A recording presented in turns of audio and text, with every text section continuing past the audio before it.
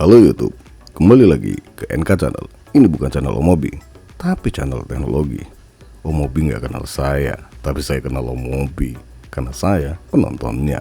Assalamualaikum warahmatullahi wabarakatuh. Kalian lagi pengen casing kan? Ukuran MATX tapi punya ruang yang lega banget. Bahkan VGA Super Duper Jumbo pun bisa masuk, kecuali Lili Jumbo. Dapat bonus kipas RGB, pakai controller lagi. Ayo, siapa yang nggak mau? Sebelum kita lihat gantengnya casing satu ini, jangan lupa yang baru mampir atau nyasar ke channel ini, pencet dulu tombol subscribe, lonceng, kalau nggak keberatan tekan tombol thanks dan isi seikhlasnya.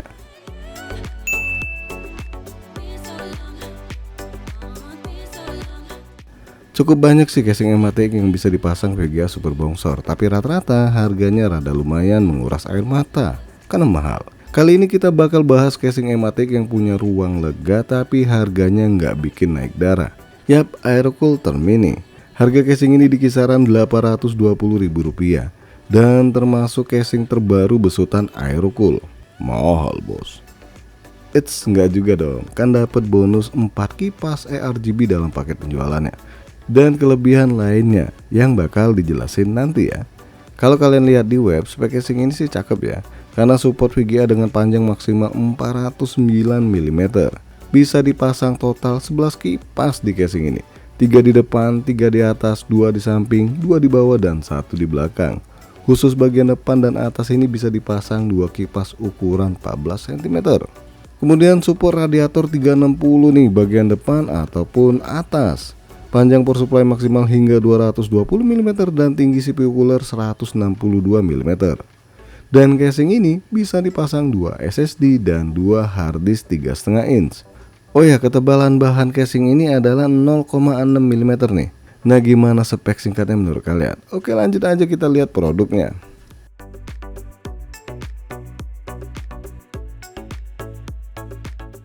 Di dus depannya ada beberapa penjelasan keunggulan dari casing ini. Berikut juga tipenya. Sayang sih tampang casingnya nggak terlalu jelas ya. Pada bagian belakang kalian bisa lihat spek lengkap casing Aerocool Turn Mini ini. Sama ada gambaran bentuk casing Aerocool ini. Setelah dikeluarkan ternyata casing ini nggak semini namanya ya, tergolong besar untuk ukuran casing yang support motherboard MATX. Bentuk cover depan casing ini kalem sih, tapi ada lekukan yang bikin tampangnya kelihatan gagah.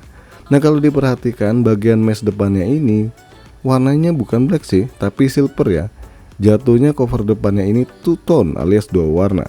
Buat buka covernya nggak susah, tinggal tarik aja terus dicelupin.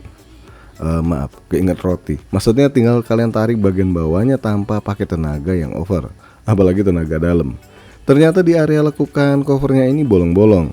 Ya, udah dipastikan sirkulasi udara di casing ini bagus ya. Dan bisa dilihat 3 kipas RGB di bagian depannya. Oke, kita pasang kembali covernya. Penutup sampingnya ini kaca dan kacanya ini full body ya, yang mana dikasih list hitam buat pemanis kacanya.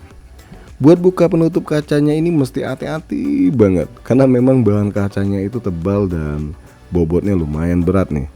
Jadi biar nggak miss dan kegetok malah bikin kacanya pecah. So, ketika ngelepasnya baiknya kalian pegang kanan atau kiri di kacanya ini ya. Setelah dibuka, bagian kacanya ini ada plat besi di bagian kanan dan kiri. Sayangnya di bagian atas dan bawah ini nggak ada ya.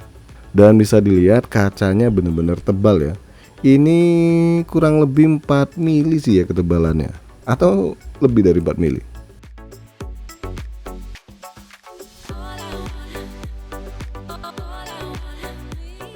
Logo casing ini ada di bagian power supply cover dan juga tempat power supply-nya udah bolong. Di bagian belakang satu lagi nih bonusan kipas RGB.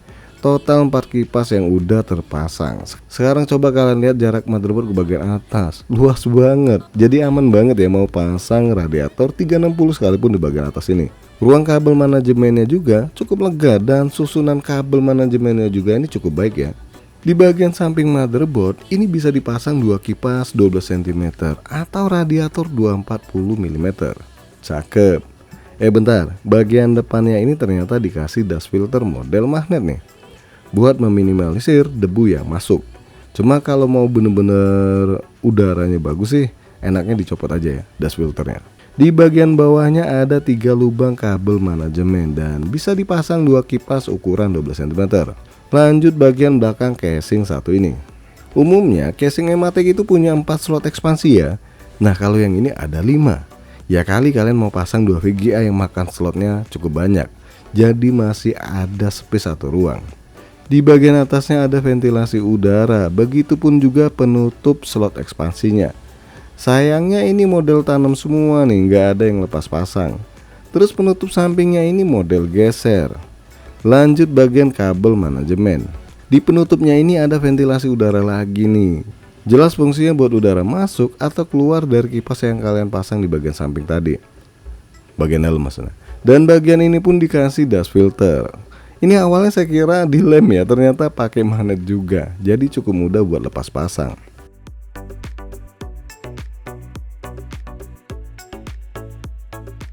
Lanjut di bagian kabel manajemen, ini cukup banyak cantelan buat kabel tis, bahkan sampai di area power supply cover pun ada. Oke, kita keluarin bungkusan satu ini. Ini di dalamnya ada 5 kabel tis, baut sama karet buat pemasangan hard disk atau SSD, sama baut-baut pemasangan perangkat komputer. Dan casing ini udah ada controller eRGB dan PWM dengan jumlah port ada 5. Yang 4-nya udah kepasang karena memang ada 4 kipas dan semuanya RGB, dan tinggal satu lagi yang nganggur nih. Terlihat juga kalau konektor reset ini udah nempel aja di controllernya. So kalau kalian mau sync kipasnya, ini tinggal pencet dan tahan tombol reset ya di casing. Dari controller ini ada 3 pin RGB, power SATA dan 4 pin PWM. Yang ini wajib dipasang semua ya. Untuk kabel konektor dari casing ini udah black dan PP. Ada konektor HD audio sama USB 2.0. Front panel yang nggak pakai reset pastinya dan USB 3.0. Kelupaan nih, kalau controller casing ini nggak ada tempat khusus, makanya dikasih double tip biar bebas naruh di mana. Asal jangan ditaruh di luar ya. Di bagian belakang casing ini atau di belakang motherboard tepatnya, ada 2 tempat buat naruh SSD atau hard disk 2,5 inch. Ya kalau kalian bingung buat pasang perangkat di casing ini, tinggal baca aja buku manualnya. Dan informasi yang diberikan juga cukup jelas ya. Coba lihat ini di bagian dalam power supply cover.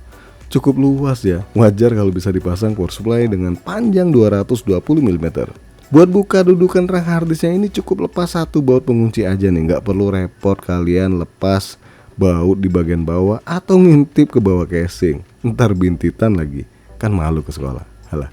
Dan harddisknya ini bisa dipindah posisinya. Paling enak posisinya ya yang di pertama ya, biar dalemannya makin luas. Lanjut di bagian bawah casing, ini 4 kakinya udah dikasih busa yang cukup tebal.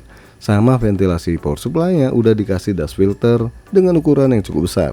Pada bagian atas, ini kelihatan memanjang ya, dan seperti pada umumnya ada dust filter magnet nih. Setelah dibuka ini bisa kalian lihat ya, dikasih 2 dudukan buat kipas ukuran 12 cm atau 14 cm. Sama buat radiator pastinya. Di bagian atas ini juga ada tombol power, tombol reset, 1 kali USB 2.0, audio dan 2 kali USB 3.0. Standar sih ya, coba deh ada USB Type-C nya, makin lengkap casing satu ini.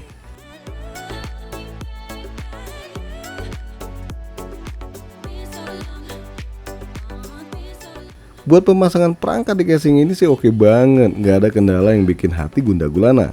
Ya karena memang ruang yang sangat lega, baik pemasangan motherboard, radiator, pemasangan konektor bagian samping ataupun bawah, pemasangan 2 kipas bagian samping, pemasangan power supply, bahkan pakai VGA yang tergolong bongsor dari XFX. VGA ini panjangnya 33 cm nih dan masih ada space yang cukup banyak. Bahkan saya juga coba pasang VGA Asus ROG ya, RTX 4080, masih ada space kosong juga. Tapi wajar sih, karena support VGA maksimal 409 mm. Buat merapikan kabel di casing ini pun ya oke banget ya. Wong tempatnya cukup luas, dan buat masukin harddisk yang udah terpasang di raknya pun gampang banget. Cuma memang sih ya, saya rada bingung naruh kontrolernya di mana. Jadinya sih menggantung ya, tergantung-gantung. Ya bisa dilihat hasil merapikan kabelnya, dan juga kontrolernya saya taruh di tengah-tengah nih. Tapi aman kok. Dan inilah dia penampakan bagian depannya. Gimana? Kelihatan clean kan? biar kata pakai kipas berwarna putih.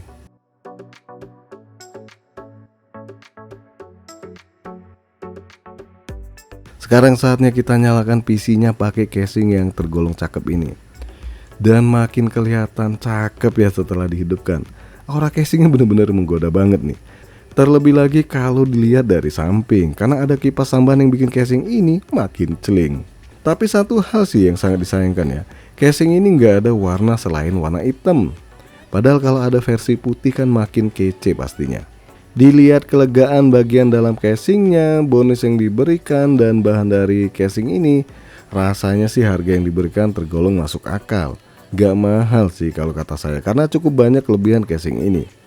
Kekurangannya sendiri sih dari sononya nggak dirapiin kabel-kabel kipasnya, dan juga nggak ada tempat khusus buat controllernya. Itu doang sih yang kurang dari casing satu ini. Dan andai ku tahu, maksudnya casing ini ada warna putih dan pakai engsel, udah dipastikan saya hijrah dari casing yang saya pakai sekarang.